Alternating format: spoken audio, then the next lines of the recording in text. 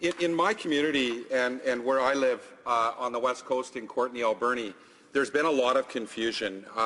In Port Alberni, since the election and since the Prime Minister was sworn in last November, as he was elected in part on a promise to legalize marijuana, he stated, "We will legalize, regulate and restrict access to marijuana," reads the platform of the Liberal Party of Canada, though no details were given about what speed this legislation might occur. But what happened in Port Alberni is 7 medical marijuana dispensaries opened since the election, and there was none before.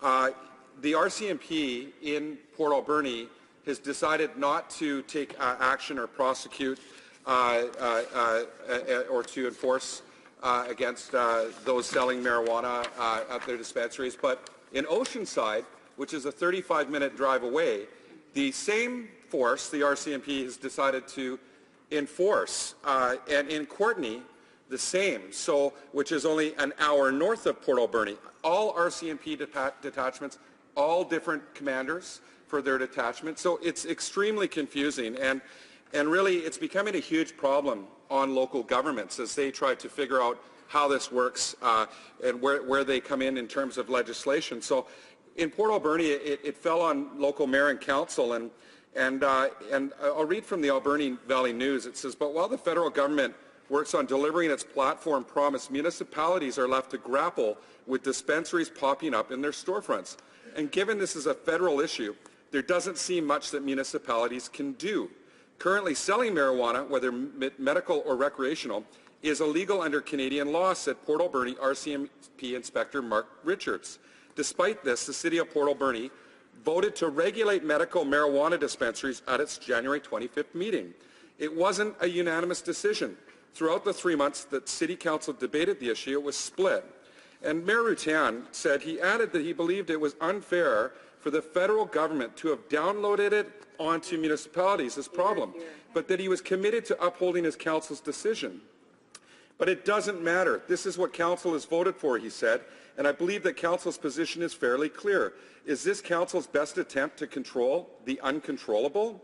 And this was shared by other council members. "It shouldn't be on the municipal agenda, but it is a problem in our community. If we wait it will probably just get worse and worse and worse by the time the federal government does something about it." So this is just some of the quotes and some of the stories that are happening in my community. Here you've got a local government that has been downloaded a problem. You've got people in the community that don't even understand whether marijuana is legal or not. And again, in a riding the size of Courtenay-Alberni, where 2/3 of the riding it's being enforced, and 1/3 of the riding it's not being enforced. I got an email from someone, John from Courtenay. He says, "There have been lots of raids and arrests of marijuana dispensaries of late. Given that this Liberal government will be legalizing in the near future, I have to wonder why this is happening. If you have any ideas on this matter, I would love to hear them. If there is a way you could remind the government, that would be great." So, John, I'm doing that right now. I'm making sure that the government's being reminded. Another email this is from Corey Powell. He's a registered physiotherapist in Qualicum Beach, and he says, "Well, not being a recreational user myself, I'm a member of the millennial generation, so I grew up around it, and I have a contemporary view of marijuana professionally in its application in health and also in today's culture." So he says, "My suggestions come from a concern for our generation and the damage criminalizing some of their recreational activity has done." So he's got lots of concerns about, the fairness side of things. So I think we realize that the government was elected on a mandate to reform Canada's marijuana laws. Right now, the confusion is enormous.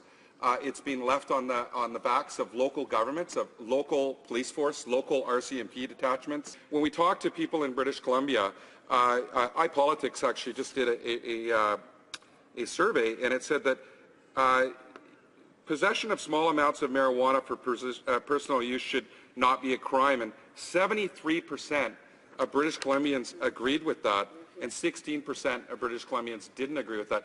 Well, I wonder why. People have, after what they've seen, when they look at our history and the failure of the approach of previous governments in taking this issue on, when they see the mess that's being created today, people don't have to look for. They can walk down the main street of Courtenay-Alberni. They can walk down the main street of many communities, and they can see that deregulation. The lack of leadership on this issue is clear. It's creating a gray area, and it's not doing what the government set out to do, and that's to protect young people and the vulnerable. So, Mr. Speaker, I call on this government to support our motion, to support decriminalizing marijuana, to support using our resources for what we need them to do, and that's take a more positive, progressive approach and follow through with their promise, Mr. Speaker. Thank you very much.